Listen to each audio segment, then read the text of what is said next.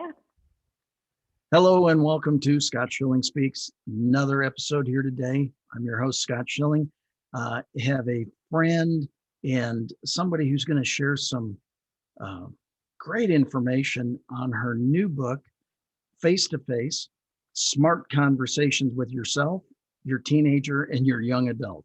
Patti Reed, thank you for joining me here on Scott Schilling Speaks. And thank you, Scott, so much for having me. I'm excited to talk about the book. So I know what it's like. I've been blessed and fortunate to write a number of books myself, and I know my last one was a calling, I believe. So, what's the Yeah. why behind writing this book for you? Yeah. Well, I totally get that. And for me, it definitely was not on my radar, but was on God's radar, and had never written anything in my life. And I had a couple of people say to me, "You should really write a book. You should really write a book." And I was like, yeah, no.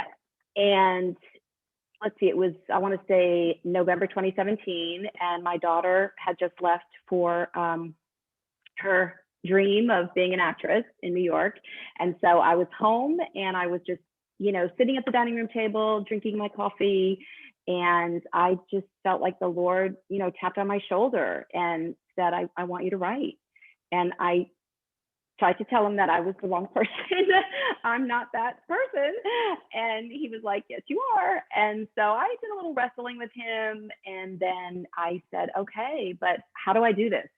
And so he really walked me through really the process. And it began with, just write down topics that would, that parents would consider important. And so that's what I did. And then I just started writing, and I was thinking about stories that had happened with my own children, because my daughter is 22 and my son is 26, and they've given me lots of lessons, Scott. I'm sure I have a son and a daughter as well. My son just turned 34. My daughter's 32. So, Yeah. um, yeah, there are a lot of lessons along the way. In fact, I had a conversation with my son on his birthday, and I said, I don't recall parenting books back when you guys were born. I don't think Yeah. some of this information was available back then. So tell me about the conversational intelligence. What is that? I mean, I love the thought of that, because in sales and what I do, we talk about Yes. EQ, IQ, all those things. So I'd love to learn Yes. about this. Yes, and I'd love to tell you more about that if I could back up for 1 second. Sure. And when you mentioned about, not having books available, that was one of the things that I started researching, and I started looking and thinking, we have books for toddlers and tweens and teens and all that. And I was like, nobody has really written anything about this other transition, right? When they leave the nest. And, we want to navigate that well. And sometimes we do, and sometimes we don't. So that really also kind of put a fire under me too, that, we're not done with this. We still need to learn this new dance with our adult children. So that was a big factor. As far as conversational intelligence goes, conversational intelligence is a body of work that helps us understand what conversations open up the brain for trust and what conversations close them down. And it really is the work of a woman by the name of Judith Glaser, who wrote a book called Conversational Intelligence. And I have a coach, an amazing coach, who was certified in conversational intelligence. And so she told me about this, and I was very intrigued by it, because I have owned two businesses. I'm a leader, I'm a coach at heart. And I thought, well, I need that. I want to have intelligent conversations. And I knew, Scott, that it could help in both my personal life and in my professional life. So I just jumped into it and enrolled in the course, and then eventually ended up becoming certified as a coach. Awesome. So it's a way to, I love the idea of opening up the brain for trust and for um, really acceptance of the conversation. Again, in a lot of my training, I talk a lot about um, repeatedly, people do business with those they know, like, and trust. Yes. People get married to those they know, like, Yes. and trust. People Yes. date those they know, like, and trust. I mean, it just all fits Yes. in that. And so That's right. while this is sounded, tremendously applicable to parents. My guess is it's also applicable to virtually everyone. Well, you're exactly right. And if you were to put MRIs on both of our heads and for them to see what was going on chemically in our bodies, they would be able to know in our brain which part of the brain we were in and what that chemical download looked like. So there's a way that you can, so for instance, you've got your prefrontal cortex, which is the front part of your brain. And this is really where trust lives. And that's where you get an oxytocin download because we're having this great conversation now. And then there's the back of your brain where if you're having a conversation that's not going well, or you're arguing or in conflict, you're in the back of your brain, which is the cortisol download, and you have no access to the front part of your brain. So, so as you know, in writing the book, obviously that was on my heart and woven throughout, you know, each chapter, so that, you know, parents, and really, you know, so many people have said this isn't for parents, because it's really not. You can apply these things in, again, any of your relationships, but really helping parents, Scott, to think differently, right? We get stuck in ruts and we say the same words over and over again, and they don't even hear us anymore because we say the same things. So what I do in the book is, you know, there's these little short chapters. At the end of the chapter is a smart reflection. It's a couple of questions either for yourself or for your child. And then I give a new possibility, right? So we always want to be thinking of new ways to show up or be in relationships. So I give parents ideas on, you know, what if you showed up just to listen with no agenda? And what if you handled that? What about if you let them make a decision at 17 instead of telling, selling, and yelling at them? Yeah, for sure. Yeah, so I tried to do that throughout the book, you know, kind of applying those concepts to get them, again, from where they are to where God wants them to be, to where they want to be in that relationship.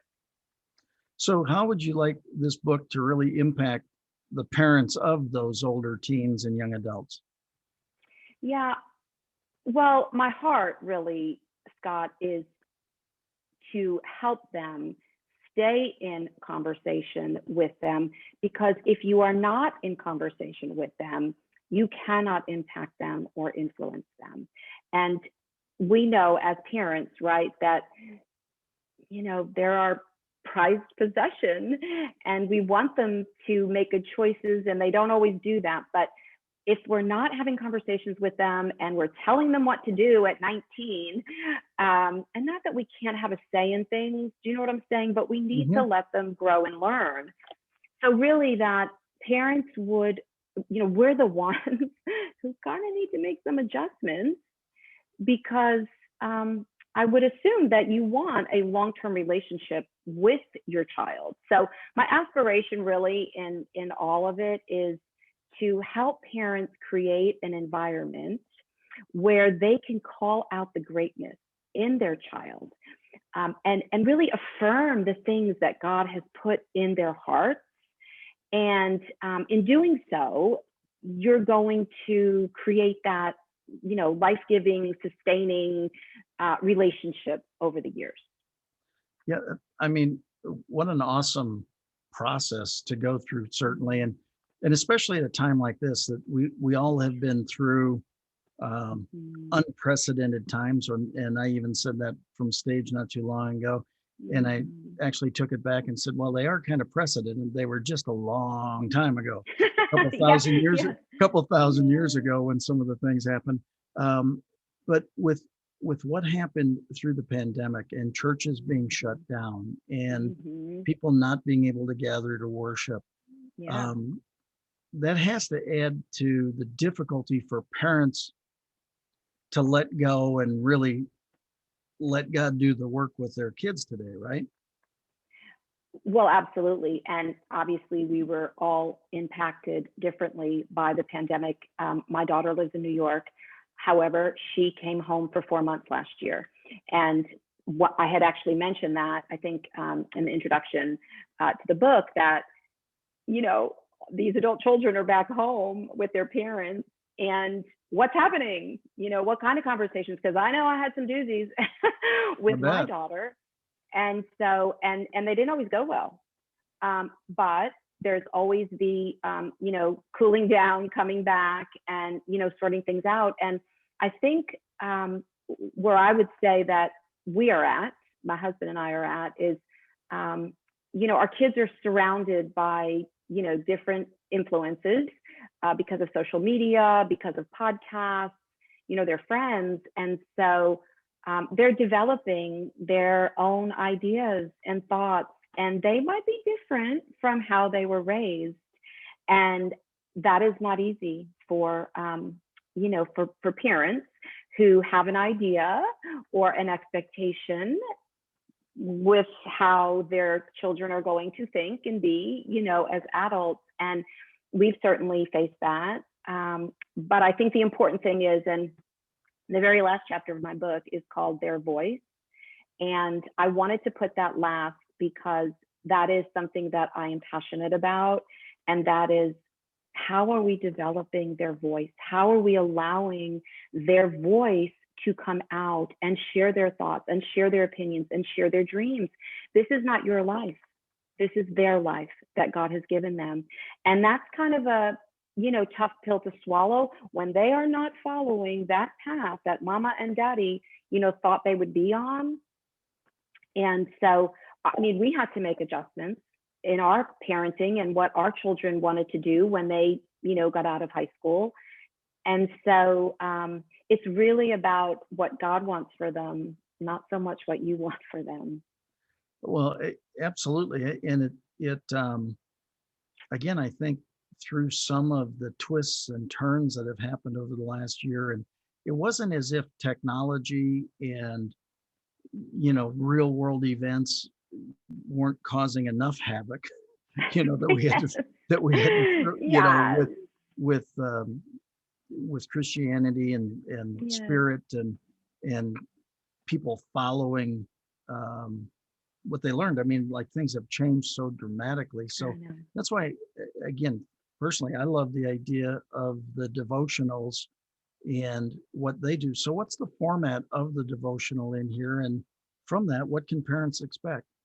Yeah. So the format is really quite simple. I'm a kind of just a simple person, and I like to keep it simple for people. And so it's basically a devotion. It's a couple of pages. And the other cool thing is, it doesn't have to be read in sequence. The topics range. There's 30 topics, and the topics are academics, agreements, arguments, faith, church, boundaries, decisions. So 30 different topics, and you can read it through if you want, or you can read it according to maybe you're having an issue with an argument and how to resolve that, or making agreements with your older children, right? It's the tell, selling, and yelling, like I said, doesn't really work. So how can we come together and have an agreement? So 30 different topics that you can choose from. And then, so it's a devotion, and then then there's a smart reflection section, which is a few questions, and those questions are either for yourself or a question that you might be able to ask your child. And then there's a space for journal. I'm a big journaler, and so there's a lot. I've got a stack of journals that there's a lot of good stuff in there that I'll go back to eventually and expand on. And then the last section, well, then there's the new possibility section, which again, I'm helping parents move from maybe how they thought, or move from old thinking patterns, or helping them maybe word their questions differently so that it lands differently with the child. And I think a big thing for me, Scott, is how can we give them some space? How can we give them some breathing room like to make decisions. I mean, if they don't practice making decisions, I mean, I'm just going to tell you, I'm very proud of my children. I let them go through hard, right? I mean, my daughter is really 95% independent, living in New York City at 22 years old. I don't know of many 22-year-olds who do that. My son has been out on his own for probably at least 3 or 4 years also. And so I'm also completely independent. And, there's actually a devotion that I wrote that's called Hard. And it's like, we have to let them go through hard, because hard is what builds character in their life.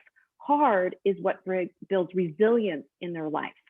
And if we do not let them face hard, they will not need Jesus. They will not bend their knee. So, my encouragement is, even though it's hard for parents, right, to watch, oh, I don't know if my money's tight this month, or you got it, I'm going to pray for you, right? So that it pushes them to Jesus, which is what I'm all about. And, because if we don't need Jesus, and he's got all the answers. So that's almost the last section, the new possibility. And then there's a little prayer at the end. Yeah, no, I really like that, because again, if everything was perfect in your life, there's no need for faith. The reality is, faith is that point where you are standing and going, I know it'll be okay. I know it'll be delivered. Not even trying to guess how anymore. Yeah. Just know that it's there. And I agree. I think that along the way, thinking back to, and I think every generation says this, oh, this next generation has got it so easy, or they've got it so, whatever. I think we all say that at some point. Yeah. And then we realize, gosh, now I sound like my parents again. Anyway, but I think what you're saying there is really important, that they do have to handle or they have to experience the hard. And experience a process of getting through, because otherwise there's no critical solution process involved. And they can take the guidance from their parents when they're around, but at some point parents pass, and now all of a sudden you are either that parent or you're that next level, for sure. So that's interesting. So good stuff. What kind of golden nuggets are available here in the book, Face to Face Smart Conversations? Oh gosh, golden nuggets. Like, what do you mean? Like takeaways, or? I mean, I'm sure there are a variety. I haven't, like I said, I've looked through much of the book. I haven't gotten through all of it yet. Look forward to doing that. But it seemed as if there are takeaways pretty much for every parent, and quite frankly, young adult as well. Yeah. So let's see. So thinking about a couple of the different topics. So one of the things that I kind of get on my soapbox about, and that is academics. And I had the opportunity and privilege of homeschooling my children pretty much first through 7th grade, and then they ended up going back to school. However, I am adamant really about everything is asking God, what do you want for my children? You have entrusted these precious lives to me. And so what is it that you want for them? Do you want them to be homeschooled? Do you want them to go to public school? Do you want them to be homeschooled? Do you want, or private school or online school? And so every year my husband and I would, pretty much pray and ask God, what is it that you want for them? And I believe it is different for everyone. But the important thing is that you ask, because you have stewardship over their lives. And so it is not about what is easy for you or what is comfortable. And honestly, considering what we are facing, in our country, I think it's more important now than ever to ask the Lord, how do you want my child educated? And then in addition to that, I kind of feel like we make academics the end all. And I believe that education is important, absolutely. And I think that if God wants you to go and get a PhD, go for it, right? So I'm not saying there's anything wrong with it. However, I do feel like there is this disproportionate sense of like, if you do not go to college, you will never succeed in life. And, my husband and I both did not graduate college, and it is by God's grace, hard work, and favor that we have been able to live a blessed life. And so that really, I kind of get on my soapbox a little bit about that. Like, that's great, but is that what God wants for them? Or better yet, have you asked them, what are their dreams? Do they want to go to college? Do they want to go to a trade school? Again, we had to make adjustments. My daughter did not want to go to college. She's like, and she's been wanting to act since she was 8 years old. And she's had her vision set on that. And that's what she went for. And we knew it. And so we had to make the adjustment to let her live it out. And that's what she's doing. Well, I think that makes a whole lot of sense, because again, I think there was a generation or multiple generations that academics were everything. And now the quantity of information that is being produced, the number of pages printed on an annual basis were more than were printed for multi-year spans, sometimes people get into college, and by I think the latest study I saw is by the third year, the first 2 years of what they learned are already obsolete. So things are moving so fast that I think it's true. And I think it's really the alignment with God, the alignment with purpose. Yes. We each have been granted specific talents and capabilities. I've been blessed to be able to stand on stage in front of 25,000 people and think it's fun and have a great time. And some people go, I would die. That would be me. And I say, I don't think you'd really die, but I get what you're saying. So we all have these different giftings. And I think, I think this book is very timely in the fact that we're in a time where a lot of that information for that age group is shifting. Yeah. And it shifted for a variety of reasons. Number one, it shifted because it was already on that trend. But I think the pandemic has moved a lot of people. Think of the way we do business anymore. We work at home versus in a location, and we don't have to do. We've got technologies that allow us to do a TV show like this, and not have to even move along the way. So, sorry, I was just kind of reminiscing about all these different kind of things. So, out of the 30 devotionals, what are your favorites, or what are there ones that are specifically even more effective than some of the others?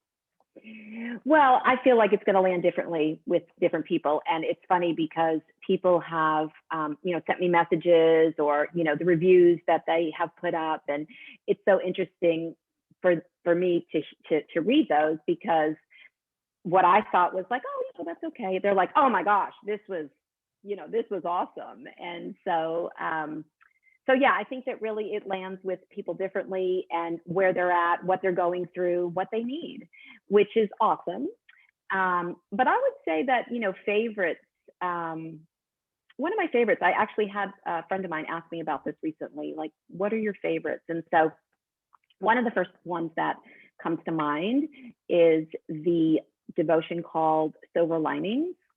And Silver Linings is really about, as we learn this new dance, Scott, because it is, right? Like, oh, they're out on their own, but they're kind of still dependent, and we're stepping on each other's toes, and, it's not easy. So I had a situation with my daughter, and it was a couple of years ago, and she was dating someone, and she had told me about him, and I was like, he's okay.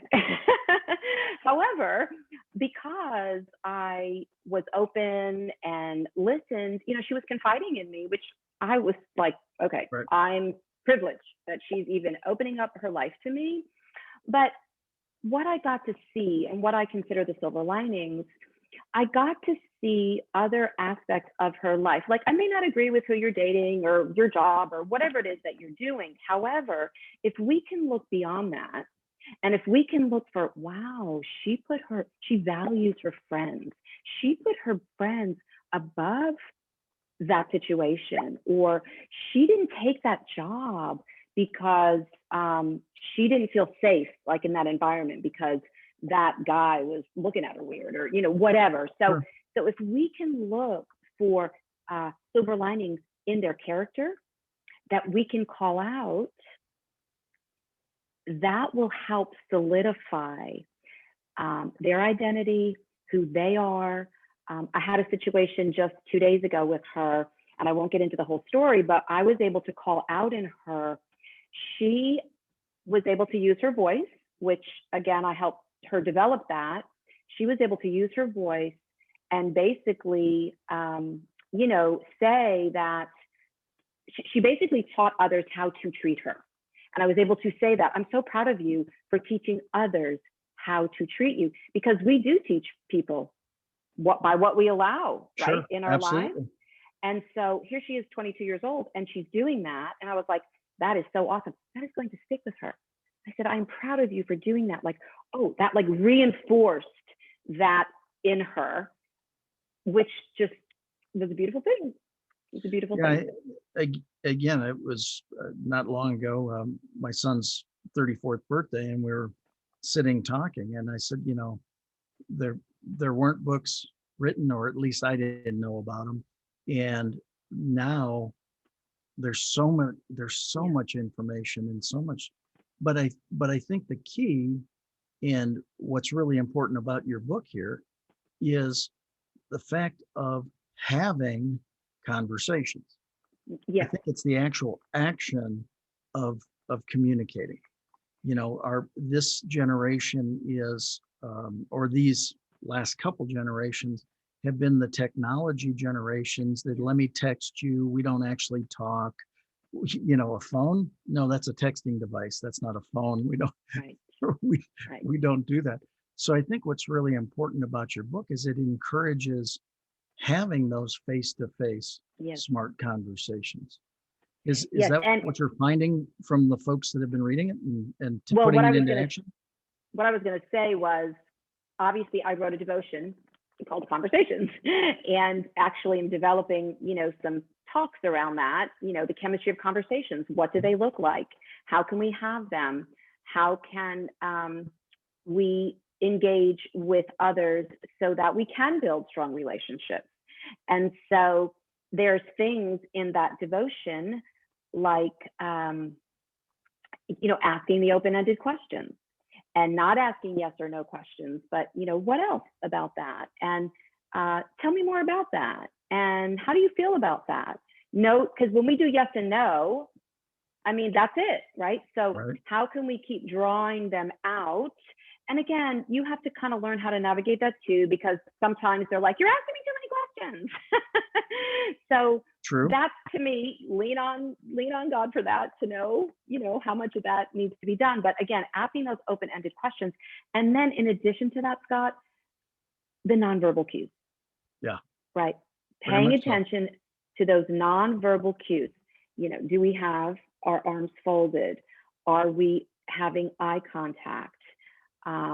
What is, like, can you sense, what's going on? Honestly, even in your own body, how are you going into that conversation? Are you ticked off? Are you upset? Do you need to step away before you have that conversation? There's so many things that are important.